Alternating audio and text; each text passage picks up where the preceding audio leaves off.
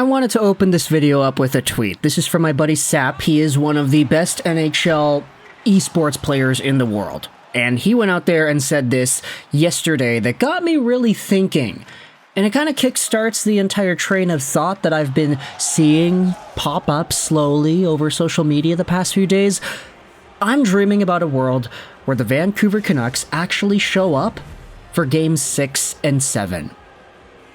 And that is a really simple tweet, but it kind of opens the door to a lot of what Canucks fans have been talking about the past 24 hours or so. Now, don't get me wrong, I don't want this video to be misconstrued and taken the wrong way. I don't want people that are not Canucks fans to think that I'm invalidating the achievements of other NHL teams. What I'm just saying, though, is that if you go over to different parts of social media, you'll see a lot of Canucks fans kind of salty. Saltily, is that the adverb? I'm not too sure. Saltily going out there and talking about this year's Stanley Cup Finals and the Edmonton Oilers and Dallas Stars matchup and saying things like, man, if only the Canucks had Thatcher Demko. If only the Canucks had Brock Besser. If only the Canucks showed up in Game 6 and Game 7. I've been seeing a lot of fans saying, hey, take me back to when the Canucks were up 3-2 on the Edmonton Oilers in round number 2. Because if the Canucks ended up beating Edmonton, who knows how well they could have done against Dallas and maybe even against Florida. The thing is, when it comes to the Canucks and the Stars, they didn't have a winning record against Dallas this season. They were, 1-1-1? But the games were always really close, they were entertaining, and the Canucks kept on hanging in there, which was a really big part as to why a lot of Canucks fans wanted to believe in this team. But also, it was the scoring, it was the lack of scoring from Dallas. You could say that that was something that played a big part in many Canucks fans' angst at the moment. Because right now, the big sentiment that I'm seeing around Vancouver is, if the Canucks beat Edmonton, could they have beaten Dallas? If the Canucks just showed up in Game 6 and Game 7 against Edmonton, could they have gotten this far? And I know it's a lot of, annoying conversation if you're not a Canucks fan. I'm seeing so many people outside of this market, outside of this fandom, tweeting about it and being like, yeah, look at that, Canucks fans are so salty. Look at that, they're so pathetic for, continuously harping on the playoffs and harping on the Oilers and not letting this die down. You got eliminated, shut up. That's it, it's over. And those sentiments are so valid, but at the same time, so dismissive of what Canucks fans' passion really can be like. And I wanted to just make this video to think about it a little bit. You know? I'll say this again. I've said this so much. You want to hear it again, right? The Vancouver Canucks lost to themselves against the Edmonton Oilers. Not because the Oilers were not good, not because the Oilers didn't step up and find a way to shut down the Vancouver Canucks defensively in Game 6 and 7, but because the Vancouver Canucks just did not show what it was that we know they're capable of in those games. They didn't get any shots. They didn't test the goalie. They didn't do much, and they started to mount a comeback in the third period of Game 7, but with 10 minutes left, and that was not enough to overcome a 3-goal deficit. And they did this all without Brock. They did this all without Thatcher. They did the entire playoff run without Thatcher. And so, when I think about that, and I think about how far the Oilers went, it gets me thinking and saying, yeah, the Canucks had an opportunity here, man. I'm not saying they were guaranteed to beating Dallas or anything, or that the Oilers don't deserve to get to the finals, but Vancouver was right there. Right there. Are you kidding me, hockey gods? You have to pay your dues, though, right? You have to lose continuously.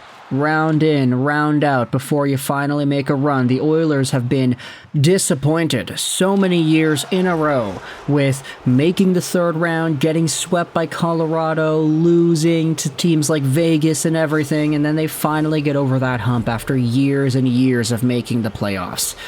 The Canucks just made the playoffs for the first time since 2020 in the bubble, where they probably should not have even made it if you looked at the standings at the end of the season. But if you want to talk before that, hey, it's been 10 years. 2015 was the last time the Canucks had playoff games at home in Rogers Arena. And look, they have to pay their dues, right? That's the sentiment that everybody's going around saying. They can't just show up and be good immediately. They were one game within the third round, though, and the disappointing part isn't that they didn't make the third round, it's that they disappointed themselves in the process. That's why I was so harsh on them in their Game 7 elimination video that we made. Like, they just ran out of steam. That's it, and they had injuries, and they weren't well equipped to play an Oilers team that had been doing this so much, and that had figured out some of the ways and tricks to be able to find victories in these series. Series isn't even a word, but still, you get what I mean. I don't know. It's just really disappointing, I feel. And it's not because the Canucks are not going to be back here. It's because with so much uncertainty with this roster, a lot of the guys are not going to come back. We don't know if Nikita Zadorov's coming back. We don't know if Hronek's coming back. We don't know if Joshua's coming back. Some key parts of this team, because there's going to be a lot of turnaround. I think it's fair to not fully believe that the Vancouver Canucks are going to be a first in the Pacific caliber team next year, a second round caliber playoff team next year. I know Patrick Allvin said that the goal, or not really the goal, but he said in a way that the second round was a disappointment for them, that they have higher standards than that. And that is an absolute winner mentality that I don't think we have seen out of anybody else in the past decade, pretty much, of Vancouver Canucks hockey, which is great. But at the same time, you know, wounds are still there. Canucks fans cannot fully believe that the team is going to be 100% better. Like, it's possible, for sure. But it all depends on some of the moves. All depends on some of the guys that are coming back and whether or not they can improve. And we get it that Pettersson can be better, and Quinn Hughes, it's difficult to say that a guy can be better than a Norris caliber 90-point season on defense, but he could be. Who knows? It just depends on the rest of the team, too.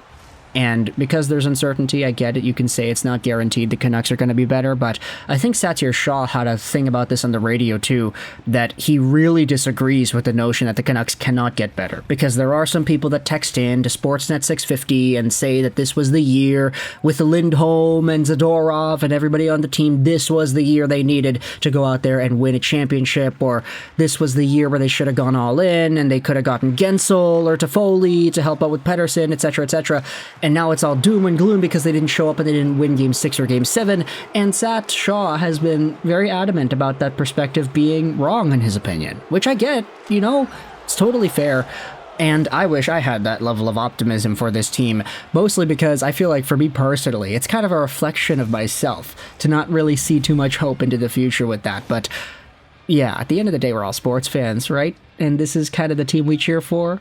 We take a look at the rest of the league and we say, darn it, if only my team showed up in one more game and then had the rest and then played Demko in the third round because he could have been available.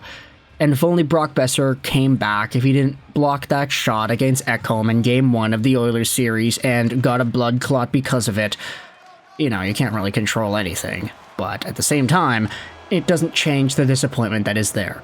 So, let me know your thoughts in the comment section below if you're a Vancouver Canucks fan. How do you feel about this entire video topic and this commentary about the Oilers making the finals and the Canucks being one game away from eliminating the Oilers and the Dallas Stars not really showing up towards the end and the Oilers finding a way to shut them down in the same way they shut down the Canucks, and how this makes you feel as a Canucks fan, whether or not they could have been able to do the same thing? Thoughts in the comment section below. I hope you enjoyed this video. And bye.